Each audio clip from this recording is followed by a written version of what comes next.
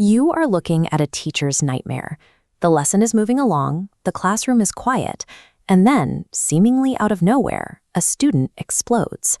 A desk is shoved, papers go flying, and the entire learning environment grinds to a halt. The adult response to this disruption is almost entirely standardized. We write a behavioral referral, we issue detention, we pull them into the hallway and apply the label of a defiant or bad kid who simply refuses to follow the rules. But for students in this specific state, standard disciplinary measures often fail to stop the outbursts. When the consequence doesn't address the underlying trigger, the behavioral cycle remains intact. This happens because we are looking at the problem backward.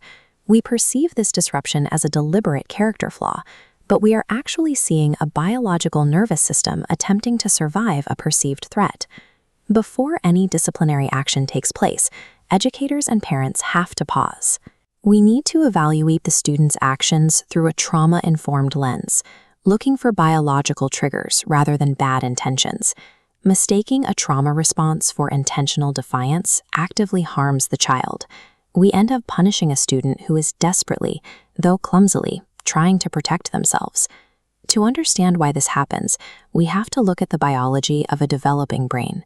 When a child experiences trauma, their nervous system is rewired. It gets stuck in a continuous, high-alert threat detection loop, scanning the room for danger. What we call defiance or sudden aggression is actually that nervous system involuntarily activating its fight response. The child isn't plotting to disrespect the teacher. Their biology has incorrectly signaled that they are under attack. This logic tree maps how trauma translates into classroom disruption. While the left branch shows the fight response, look at the right branch.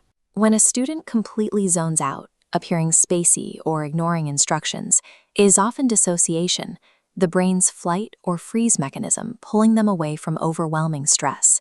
The same biological overload explains why a student might develop a sudden regression. If a child begins using baby talk or experiences bedwetting, it is a marker of a system pushed beyond its capacity to cope, rather than a purposeful tactic to seek attention.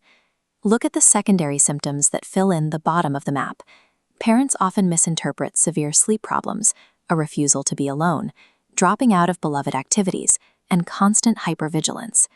Once you recognize these specific actions as a nervous system's desperate attempt at self-protection, the concept of the bad kid is replaced by a biological system requiring clinical recalibration. Because this behavior is rooted in biology and psychology, we have a clear path forward. If the trauma is identified correctly, the condition is highly treatable. Clinicians rely on evidence-based treatments specifically designed to recalibrate a child's threat response. Two of the most proven methods are trauma-focused cognitive behavioral therapy, or TF-CBT, and EMDR. These modern treatments are strictly structured and highly efficient. A full course of specialized pediatric therapy typically only requires 12 to 16 sessions to show significant results. This chart shows the clinical efficacy of those methods.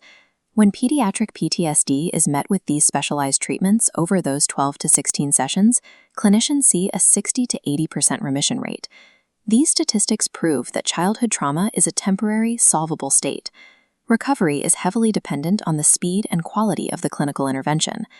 To reach those outcomes, the adults interacting with these students have to make a foundational shift in language. We must stop asking, "What is wrong with you?" and begin asking, "What happened to you?" While the clinical treatments are effective, the historic bottleneck preventing student recovery has been logistics. Students simply lack access to specialized, immediate care. MentalSpace School built its telehealth model to solve this exact problem in Georgia. It is a structural solution designed to bypass the traditional healthcare bottlenecks and deliver care directly within the K-12 school system. The infrastructure provides same-day therapy with dedicated therapist teams assigned to each school. Students receive licensed, culturally competent care, and for those on Medicaid, the cost is $0. This data dashboard tracks the results of treating the root trauma instead of punishing the behavioral symptom.